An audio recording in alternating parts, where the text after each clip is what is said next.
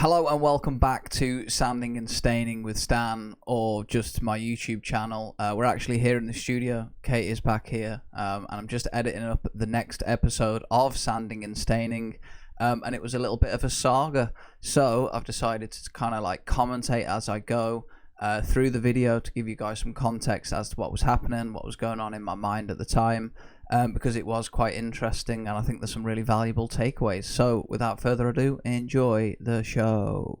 On today's episode we have a second-hand kitchen table that Kate and I picked up from a garage sale. It was $12.95, and we like it because it's one of these foldy ones, which is cool, multi-purpose, which is good for minimal living. It's okay, these legs are pretty naff.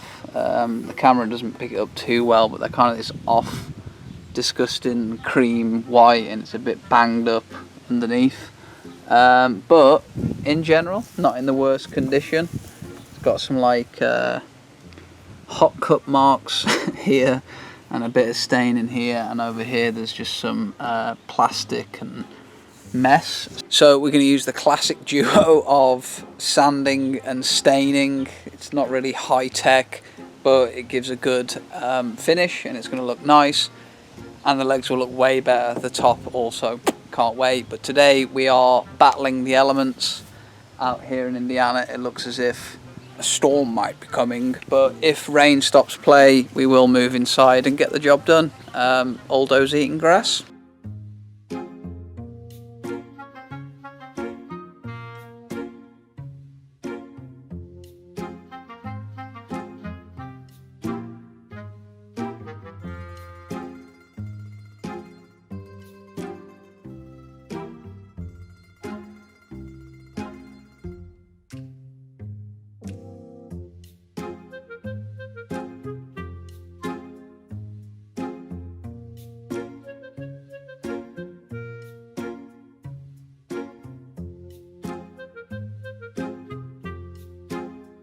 So if you can't tell from the video at this point, I thought everything was going really well.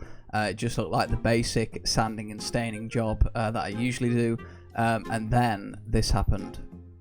So rain is about to stop play outside, so we've moved things inside, and I don't know who had this table last, but they've got like, I don't know, maybe 4 coats of paint on it, which is making it really difficult to take off. Yay! It is kicking off out there. Yeesh! This is part DIY, part weather show. Goodness gracious. That bloody door shut again, choking in here. Whee! That's a storm! Is Aldo safe? Yeah. Are you safe? Yeah. Good. So, some annoying news. Looks terrible with the oil, with the paint still on, so we're gonna have to strip them all to the bone, which is gonna take much longer, but it is what it is. So the sanding on the legs hasn't gone very well. Ran into the first problem of a really average DIY person, that I can't get in here, and the paint is like 3 layers thick, and I'm having to go at it with the most obnoxiously low sandpaper grit. It's causing all sorts of havoc. So we're going to pause that for the day. We're going to get some eco stripper from the shop. I'm trying to vlog here, mate. And then go at that again tomorrow. So for now, we've got ourselves a little LaCroix, the boy, and we're going to get started on El Table. What's going on in here? What is happening? Just stain removing me legs. What time is it? Stain remover time. Is it working? It takes 24 hours. What? Look how committed you are. Smells really good. Had a pretty busy day on the lake yesterday with Kate's family, so didn't have much time to work on the table and the side project, but we got back in pretty late after a few cans and a couple of puffs, and I managed to get the Citri strip, which is the paint stripper, onto the legs, and I've left them overnight, and we'll have a see what they look like now. At this point of the whole thing, I honestly thought that this citrus strip was going to be like this godsend that was just going to come and save me and take away all of the hard work of sanding down the legs, because that was taking forever. I read some reviews on Amazon, a couple of other websites, that this citrus strip was like eco-friendly and it was going to get through. It set up to 7 layers of paint, so I'm like buzzing. Also, Kate's mom already had a bottle, or she got me a bottle, I don't know, but thank you, Julie, either way. So I was like over the moon, saved $23 on the renovation. But Need it. So here we go, sports fans. It definitely looks different.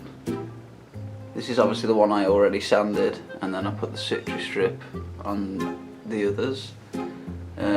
So hopefully it'll make removing the paint a little bit easier. I also did this part as well, which is the undercarriage. And yeah, get that off, get it sanded, get it stained, and we're all done.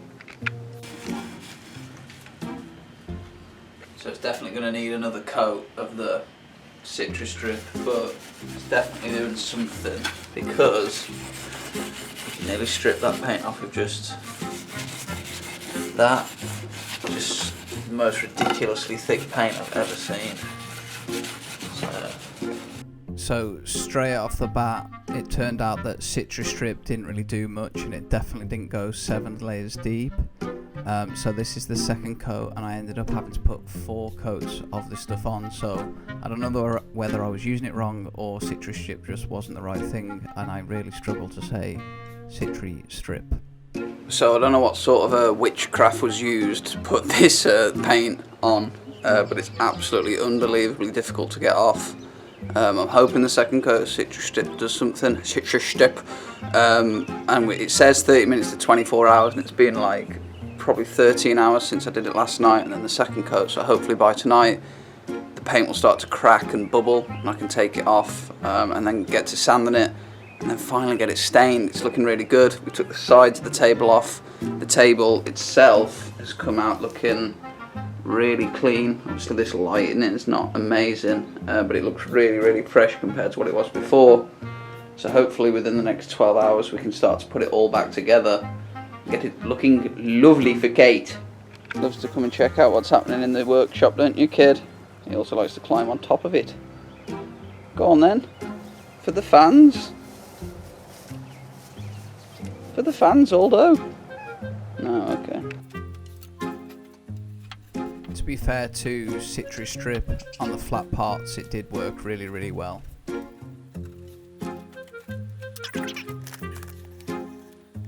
It's revealing the new wood, which looks real nice. Woo! Finally getting somewhere with these wretched table legs. Little Rona for the boys. It's Friday, about 7:30. So at this point of the project, I'm still kind of really enjoying it. I've just started removing it from the legs. I've got a beer, it's Saturday, and I think things are still going really well. So taking the paint off these legs has turned out to be an absolute ordeal. It's like 3 to 4 layers of white paint. That's the one I sanded. That was a nightmare. And I've been using this citrus strip. I think we're on coat 3 and scrape. And it's just been absolutely wild. But we're nearly there, and the table is going to look banging. So I've made the executive decision to give up the ghost on this stripper. It's a nightmare. So I'm just going to run an extension cable and just go at it with the sander. It could break the whole thing. It could work, I don't know, I'm just fed up of that. So let's give the sander a blast. I obviously can't recommend doing this. I don't feel very good about it. I'm not sure how the sander's going to react to all the paint, but I don't really see any other choice of letting them dry outside. We'll see what happens. This is average DIY, by the way.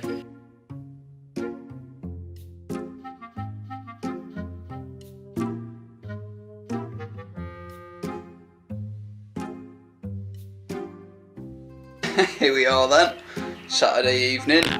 Gonna have a couple of Ronas, a couple of puffs, and have a good rest of the night, and just try and enjoy the process as much as I can.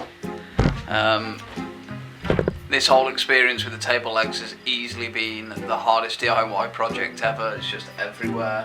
The stuff's been crazy, but we're nearly there, and hopefully gonna have it finished. But if I do, I'll show you the finished products in the morning.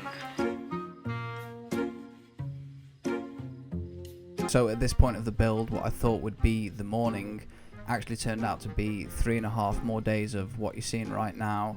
A lot of sanding, a lot of going through sandpaper, a lot of extra citrus strip, and honestly it was just getting to the point where it was just getting ridiculous, and at the end of the day it was a $12 table. I had other things to be doing in work and in business and in life, so I started to think, how could I still finish this project on time and still, you know, provide something good for Kate. So this brought me to thinking of perceived value, and in the courses that I teach that help creative people turn that creativity into cash flow, I always talk about and teach perceived value, because if you can increase the perceived value of something, the more likely it is that what you did is going to be seen as effective and seen as a really beneficial thing. So it's kind of like an easy way to produce more cash flow if you can increase your perceived value. But at the same time, if I could increase the perceived value of this table, then maybe I could get away with not having the table legs like perfect, because it was a nightmare to do, but I wanted to finish the project. So what I decided to do was create a story out of the table, get it finished, and see if this story could change Kate's opinion on the table, and hopefully get it to stay in the house. And obviously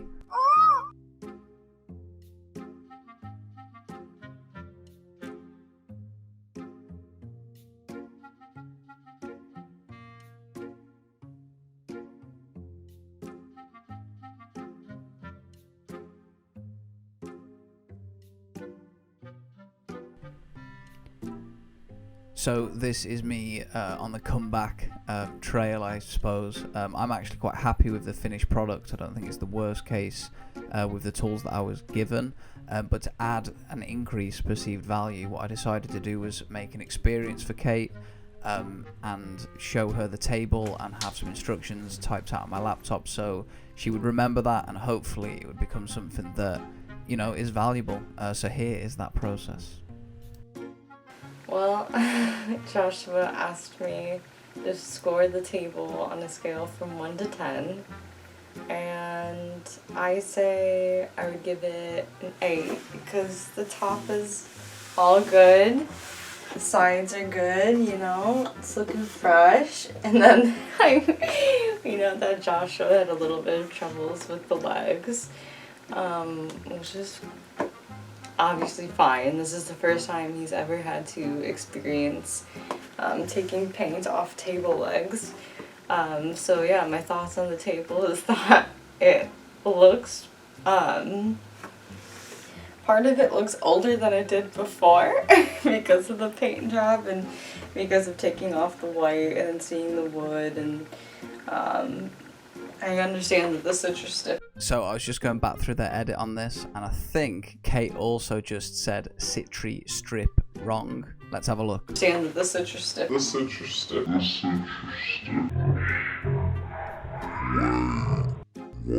that so hard to say? So what I have learned during this process is that that's an impossible word to say. Whoever branded that, I don't know who you are, but you're crazy. Pause the video and say citri strip 4 times in a row, and then imagine doing that on video for a vlog while sanding a table full of paint. Yeah, pretty ridiculous.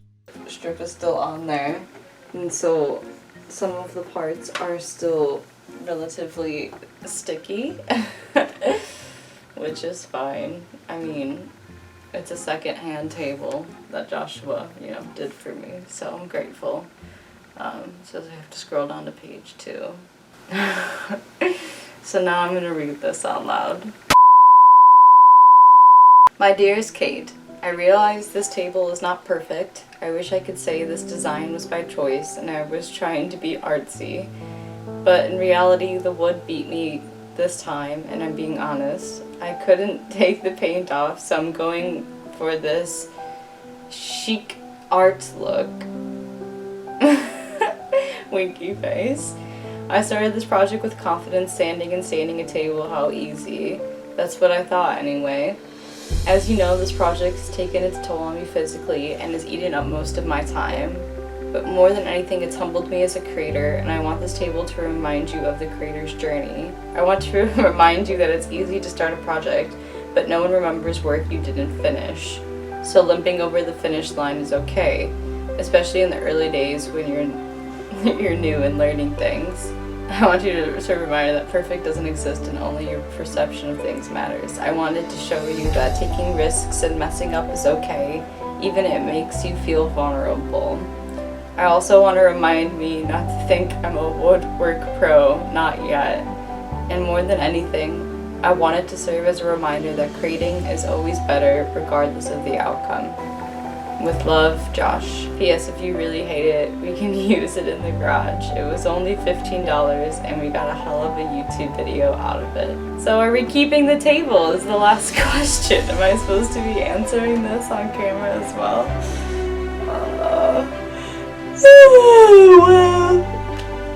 Well, I say we're definitely keeping it. I mean, Joshua put the work into it, and I need a table, and I don't want to go buy a new table. So yes, we're keeping it. Come on out, Joshua. So what did we learn here today on episode 2 of Sanding and Staining? Well, we learnt that Kate behind me is actually the nicest person on planet Earth, and I honestly believed all along that she wouldn't really care. It was a $12 table. I just wanted to make some content out of it and hopefully teach a couple of lessons that still ring true, because I guarantee that this table will be remembered by Kate and I because I increased its perceived value. And if you can do that and apply it to other things, then you'll make more money and you'll be happier and you'll have just better relationships. So this has been episode 2. If you like this content, I don't guarantee that every week I'm going to do sanding and staining, but I will do a video like this where I experience the world and try and learn from it. So the original version of that for some reason didn't record the audio, but I like the start of it, so I'm not going to try and re-say it perfectly.